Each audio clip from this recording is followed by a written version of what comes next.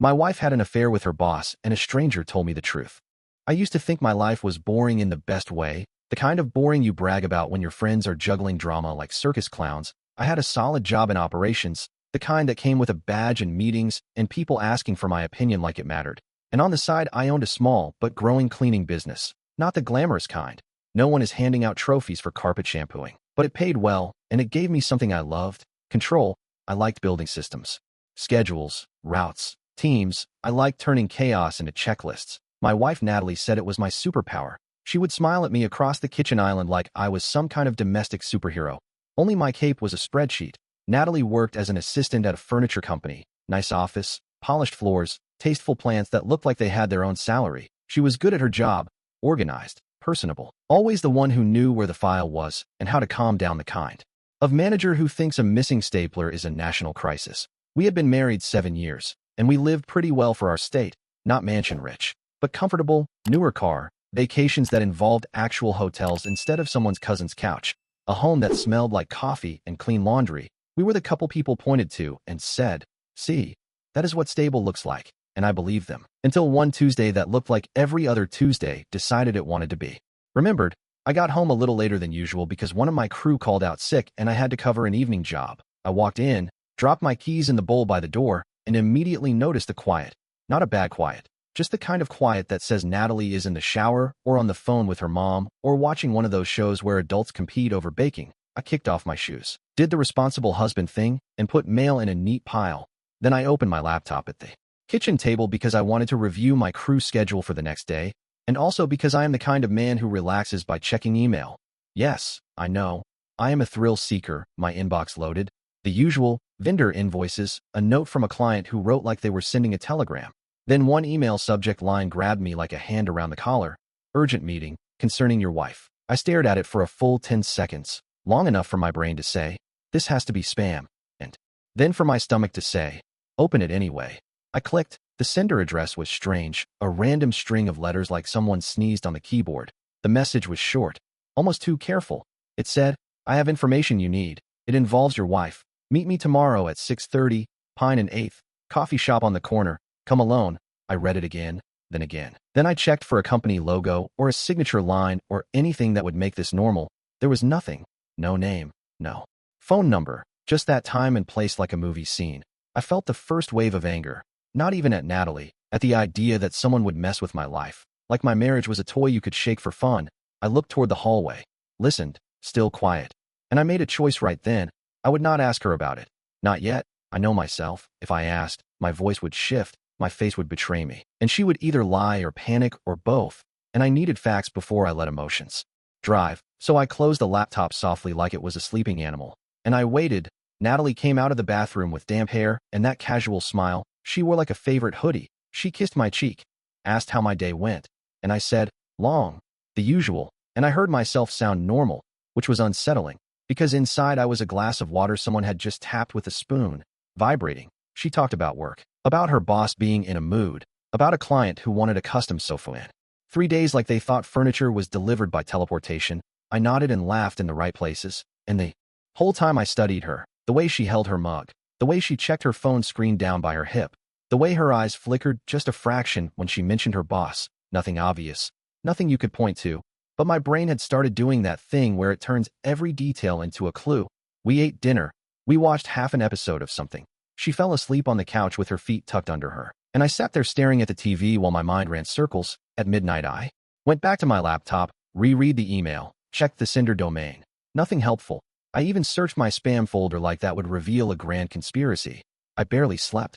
I woke up at 5 with my heart already racing. Natalie stretched and yawned and asked why I looked like I got into a fight with a pillow. I told her I had an early meeting, which was technically true, just not the kind you put on a calendar. All day at my job, I felt like I was walking around with a secret taped to my back. My phone buzzed, and every time I thought it might be the mystery sender saying, got you, it was just a coworker asking about a report.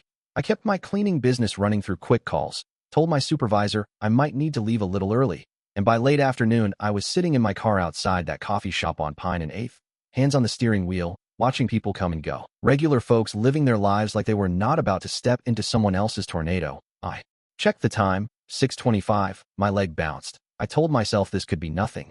Maybe a misunderstanding. Maybe someone trying to get money. Maybe some jealous coworker making stuff up. But then the door opened, and a woman stepped in wearing a plain uniform, hair pulled back, tired eyes. She looked like someone who had spent the day cleaning up after people who never notice. She scanned the room, and when her gaze landed on me through the window, she did not hesitate. She walked straight to my car like she already knew where I would be. She tapped the glass twice, not aggressive, just certain. I rolled the window down a few inches. She said my name softly like she did not want the whole block to hear it. And in that moment my throat went dry because she was real, and so was whatever she brought with her. She said, "You came." "Thank you," I said. "Who are you?"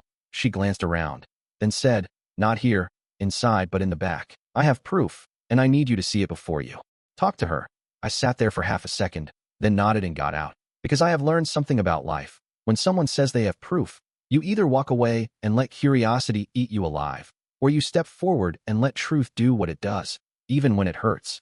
And as I followed her into the coffee shop, I realized my boring, stable life had just been replaced by a question, and the answer was waiting at a table in the back, under fluorescent lights, smelling faintly of coffee and something I could not name yet, something like the end of an illusion. I followed her through the coffee shop like I was walking behind my own bad idea. The place smelled like cinnamon and burnt espresso, the kind of cozy smell that tries to convince you nothing awful can happen under hanging string lights. She chose a small table in the back near a wall outlet, the strategic choice of someone who has had to live quietly and carefully. She sat with her back to the wall and motioned for me to take the chair facing the room, like she wanted me to see anyone coming.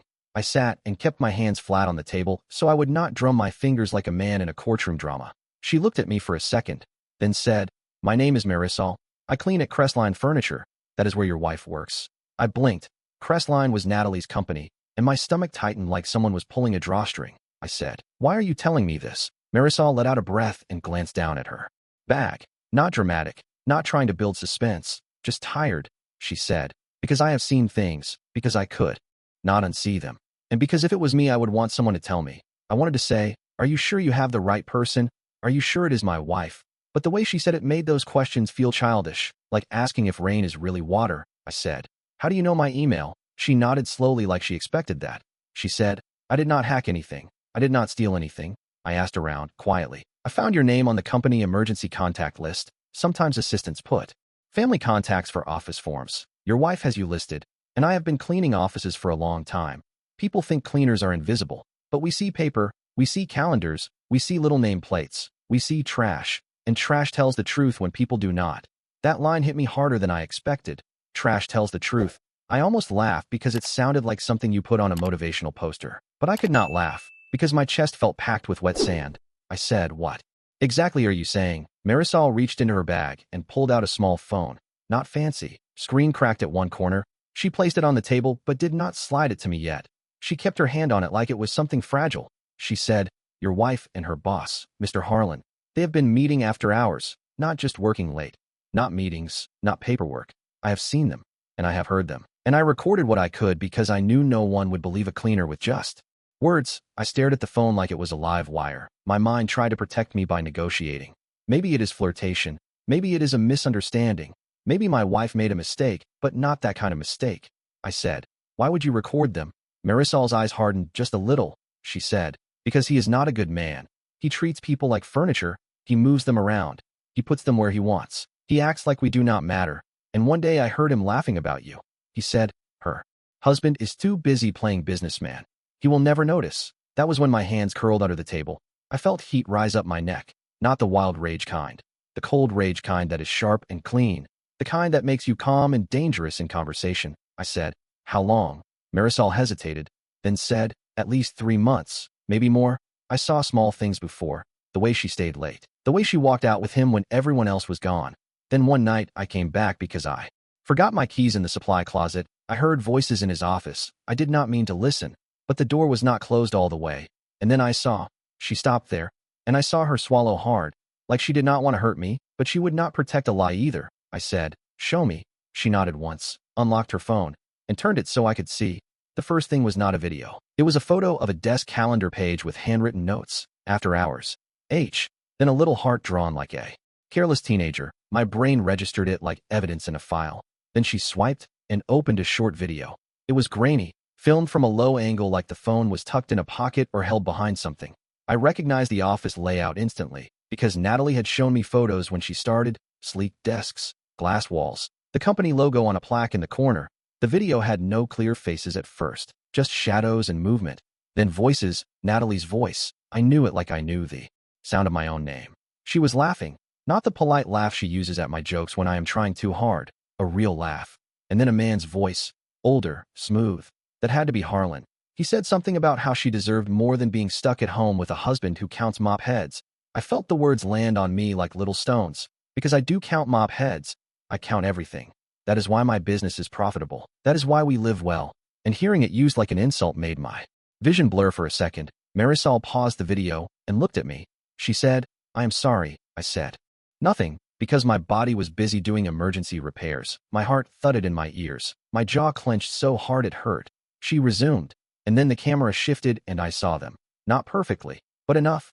Natalie near the doorway of Harlan's office, his hand on the small of her back, her leaning in like she belonged there. The video cut after a few seconds, like Marisol had moved or the phone had slipped, but it was enough. It was the kind of enough that ruined sleep. Marisol swiped again and showed me screenshots of messages, not from Natalie's phone, from a company tablet that sometimes got left out on a desk. She had taken photos of the screen. The conversation was between Natalie and someone saved as H. I saw lines like, "Tonight after the cleaners leave," and "I miss you." And he is clueless. My stomach turned, not because of the words, but because of the casualness. The way my marriage had been reduced to a joke someone typed with a thumb. I leaned back in my chair and stared at the ceiling for a second. I could hear the coffee shop sounds, cups clinking, someone ordering oat milk like the world was normal. I brought my gaze back down and said, "Why are you risking your job for this?" Marisol's mouth tightened. She said, "Because I have a son, and I am trying to teach him to be honest even when it costs something. And because I have seen women cry in the break room because Mr. Harlan made them feel small. And your wife, she is not a victim. She is part of it." She laughs. "With him, she looks down on us too." She called me the quiet one like I was a piece of office equipment. She paused, then added, "I do not want money. I do not want drama. I want you to know, and I want him to get what he deserves, not with violence, not with crazy things, just consequences, real ones." The word consequences felt solid, like a door I could hold on to. I sat forward again and asked, "Do you have copies?" Marisol nodded and pulled a small flash drive from her bag. She said, "Everything is on here, the videos, the photos, dates," and I wrote down what I saw and when. I took the flash drive carefully, like it could burn me, and then I did something I did not expect. I thanked her. I said, "Marisol, you did the right thing." She looked relieved for half a second, then serious again. She said, "There is more. Mr. Harlan has been using company money for personal things, and your wife helps him hide it." I froze. My brain shifted gears, because cheating is one kind of betrayal, but fraud is a whole different animal. It leaves fingerprints everywhere. And suddenly I saw a path forward that was not just heartbreak and divorce papers. It was leverage. It was accountability. It was me staying calm while everyone else panicked. I asked, "How do you know?" Marisol said, "Because I empty his trash, because I clean his desk, because people leave receipts, because they think no one will notice, but I notice, and I can show you." I sat there, and for the first time since opening that email, I felt something besides shock. I felt clarity, like my spine straightened on its own. I said, "Okay, tell me what you have." And as she leaned in to explain, my phone buzzed on the table. Natalie, calling. Her name lit up the screen like a warning sign. I did not answer, not because I wanted to punish her, but because I wanted to make my next move with a steady hand. And right then I realized this was not just about catching someone in a lie. This was about deciding who I was going to be after the lie. And I already knew the answer. I was not going to beg. I was not going to bargain. And I was definitely not going to be the punchline in someone else's office joke. I left the coffee shop with the flash drive heavy in my pocket and a strange clarity settling in my head. Not peace, but structure. The kind that shows up when chaos finally lines up and stops shouting. Marisol stayed behind. She said she had work to finish like nothing had happened, and that told me more about her character than any speech could. I sat in my car for a moment before driving off. My phone showed missed calls from Natalie, one after another. I turned the screen face down, not to be cruel, but because I needed control more than answers. Reacting too fast is how people lose themselves, and I was not about to do that.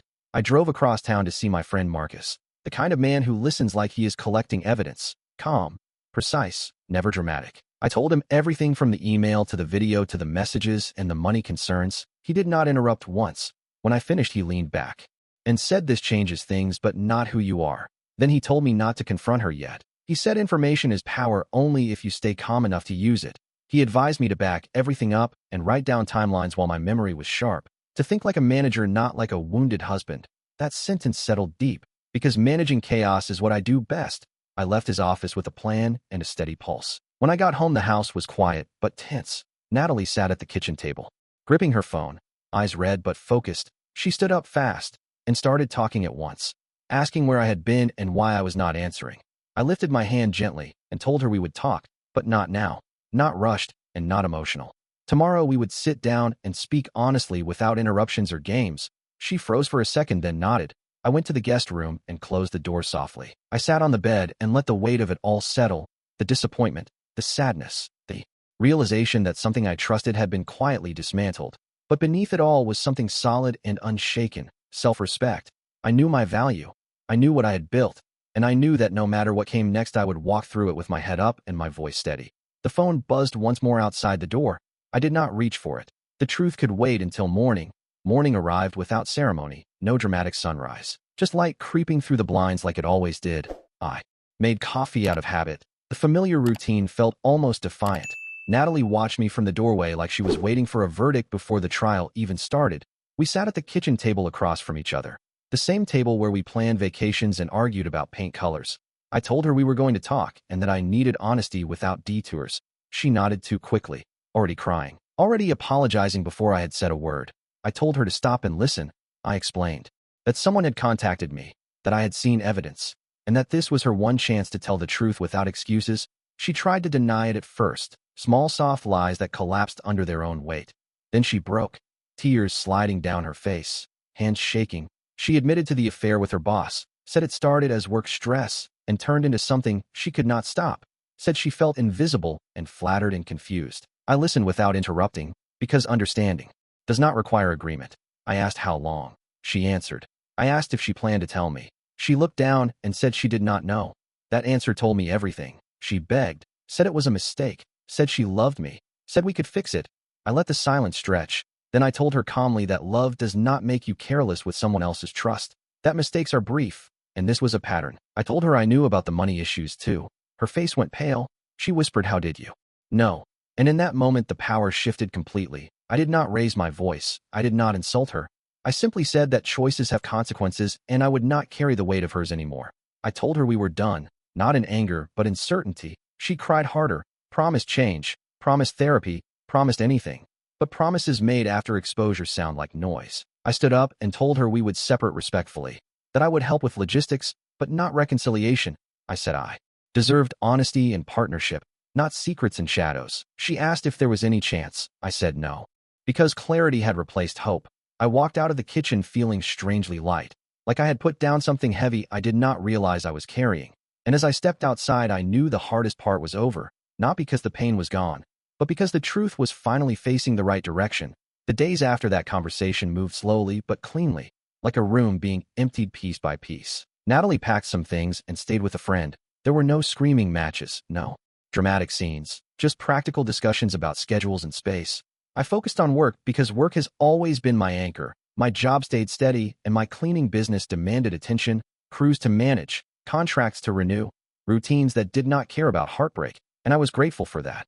Movement helps the mind catch up. Marcus checked in on me regularly, not to pry, but to remind me that I was not making a mistake by choosing myself. I also stayed in touch with Marisol. Carefully, professionally, she provided copies of everything she had mentioned, organized and dated. I could tell this was not revenge for her. It was closure. I passed the information along to the appropriate channels anonymously, not with glee, not with anger, just with the belief that accountability matters. Whatever happened next was not my responsibility anymore. At home, the silence felt different now, not heavy, just new. I rearranged the guest room into an office, moved furniture, donated things we did not need. Each small change felt like reclaiming space inside my head. Natalie called a few times asking if we could talk again, not to argue, just to explain more. I listened once, calmly, and told her I wished her well, but my decision stood. She cried. I stayed steady. Dignity does not mean cruelty. It means boundaries. One evening I sat on the porch watching the sky fade from blue to orange and realized something surprising. I was not angry. I was grateful that the truth had surfaced before years slipped by unnoticed. Grateful that I trusted myself enough to walk away without destroying myself or anyone else. Life did not end. It adjusted. An adjustment is something I am very good at.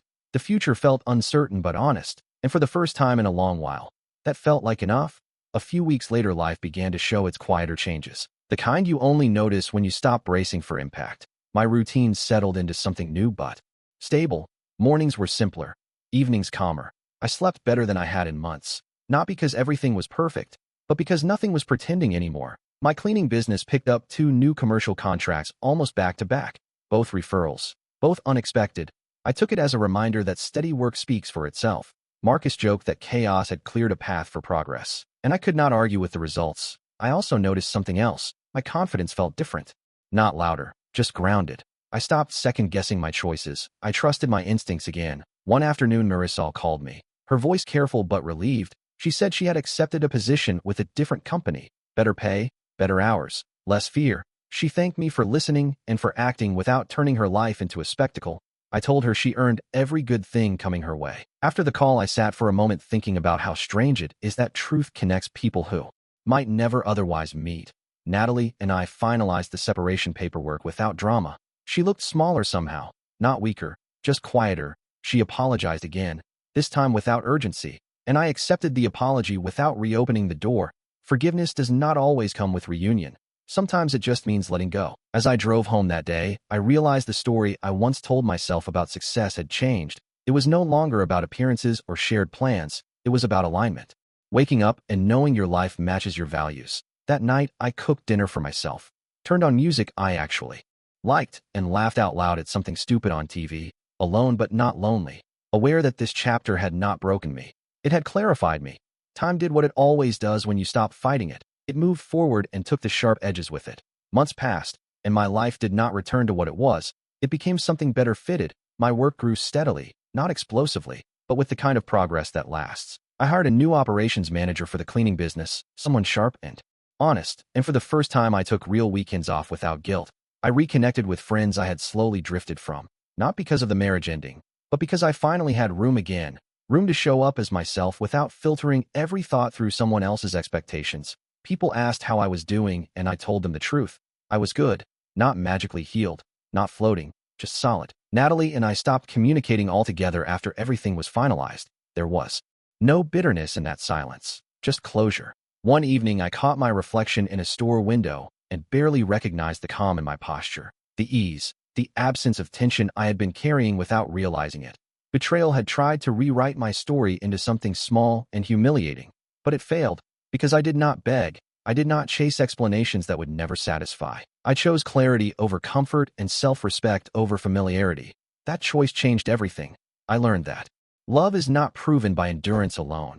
It is proven by honesty. And when honesty disappears, the bravest thing you can do is walk away without turning cruel. My life did not collapse. It recalibrated. And standing there in that quiet, ordinary moment, I understood the real victory was not exposing a lie or leaving a marriage. It was keeping my dignity intact while doing it, and that version of me, the one who stayed steady when it mattered, is the one I plan to keep for the rest of my life.